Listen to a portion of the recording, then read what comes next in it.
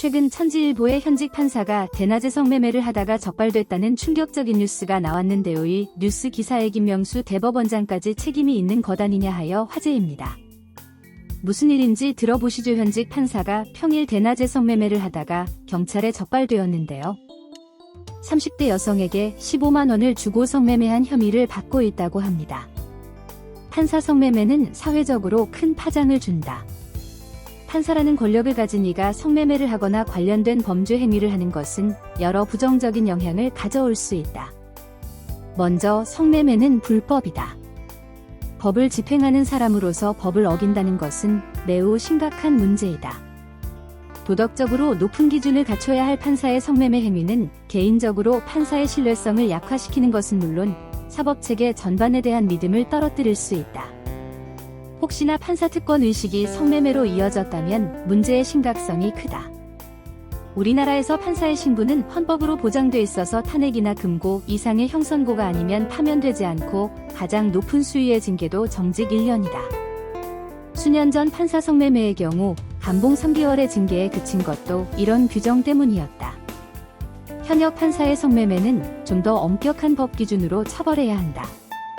올바르고 공정하게 법으로 판결을 내려야 할 판사의 특권적인 규정은 사회 정의적 차원에서 받아들이기 어렵다. 사실 김명수 대법원장 체제 들어서 사법체계 근간이 흔들리며 판사들의 기간이 많이 해이해졌다는 비판을 받았다.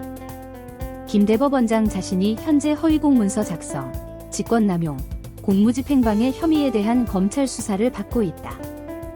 2021년 2월 국민의힘이 고발한 지 2년 4개월 만에 서울중앙지검은 김인겸 서울고법 부장판사 등 당시 관련자 소환에 나섰다. 사법부 수장이 거짓말과 허위공문서 파동만으로도 그 충격은 대단히 크다.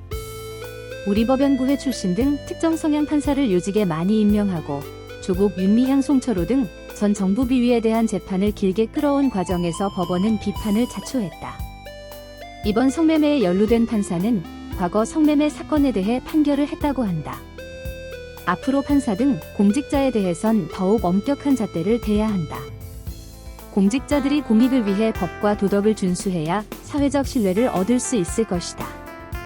사실 김명수 대법원장 체제에 들어서면서 사법체계의 근간이 흔들리며 판사들의 기간이 많이 회의해졌다는 분석입니다. 김명수 자신도 현재 허위공문서, 작성직권남용의 공무집행방해 혐의까지 검찰 수사를 받고 있는 현실이죠. 이런 사람이 위에 있으니 아랫사람들이 관리가 되겠습니까?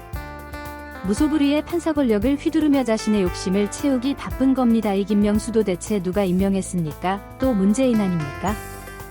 문재인은 정말 나라를 망치려는 건가 생각되는 일이 여러 가지가 아닙니다.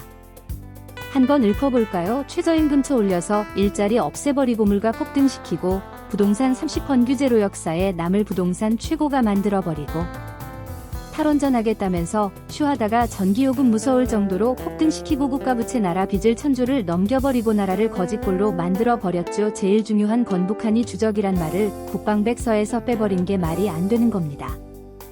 그것도 모자라 사법체계까지 건드려 마지막으로 김명수를 임명해가지고 사법체계 밥살낸 장본인이 바로 문재인입니다.